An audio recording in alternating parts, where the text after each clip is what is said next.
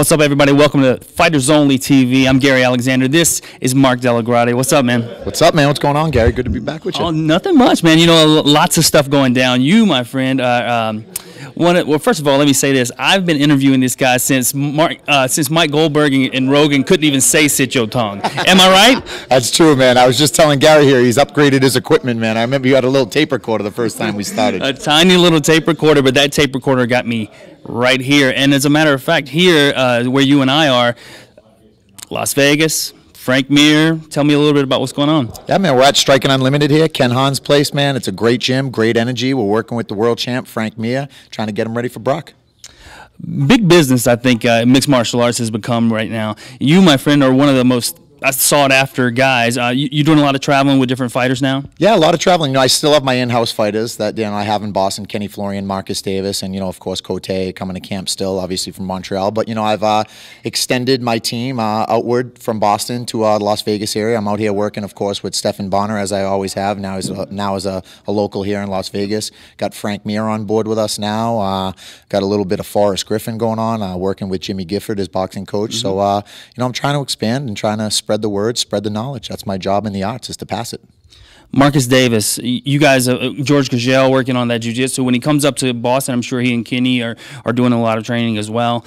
Tell me a little bit about Marcus and what he has coming up. Sure. Marcus Davis is going to be fighting Hardy in Germany on June 13th, and he's been talking a bunch of smack, and it's really getting Marcus up for this fight, and I'm not sure that's a good idea for him. I personally think he should be spending less time on the keyboard and more time in the gym, because that's where Marcus is right now. He's at home training right now, and I get back on Monday, and it's right back to business, and he's with me in Boston all the way leading up to the fight.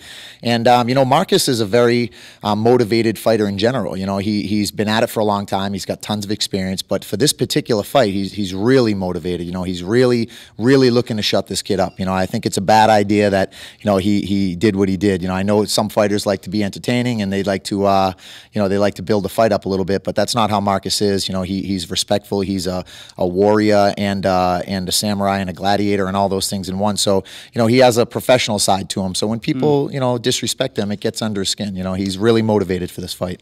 You don't think it's gotten a little personal where he might be affected mentally by the fight, do you? No, I know Marcus very well, and I know that it takes a lot to get him going, but he knows that comes fight night, he's not going to be reckless, and he's not going to make those mistakes. We call it controlled aggression, you know what I mean? And he's going to be looking to dismantle him, but he's not going to just run across the octagon and make a mistake and try to take his head off. He's going to be tactical, and he's going to take him out.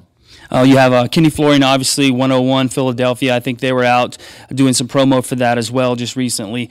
Tell me a little bit about Kenny Florian, BJ Penn. Obviously, that's another fight that's getting a lot of, things back and forth. Yeah, Kenny Florian is always in camp. There's really no off-season for Kenny Florian. As a matter of fact, it's more difficult to get him out of the gym than it is to get him in the gym. So he's been ready for this fight for a long time. He's been looking forward to this fight. He doesn't necessarily want to be the UFC champion, of course, that's the glory, but he really wants to be known as the guy who beat BJ Penn. I think BJ's been a role model and a mentor to us all coming up in this sport, and it shows us that we've evolved, and it's our turn now to take it over. And I think it's Kenny Florian's time to shine, and I picture that belt being around his waist on August 8th.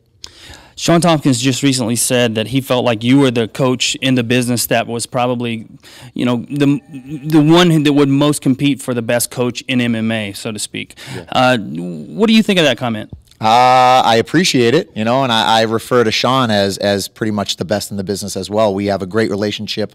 Our relationship actually started, oddly enough, when Sam Stout fought Kenny Florian, and we had a little dirty looks going on back and forth, and once we got to know each other, man, we really hit it off. And now Sean Tompkins is a very good friend of mine. He's a teacher to me as well. He's somebody I look for and I lean on for knowledge and for tips as well. And we got a good thing going, man. If I had a home in Vegas, Sean Tompkins would be one of my go-to guys, man. He's a great guy, great coach, and we learn a lot from each other.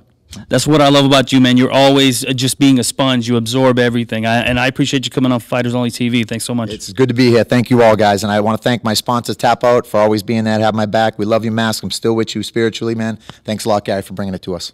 Thank you very much. Mark Dellagrotte. Swadee Cup.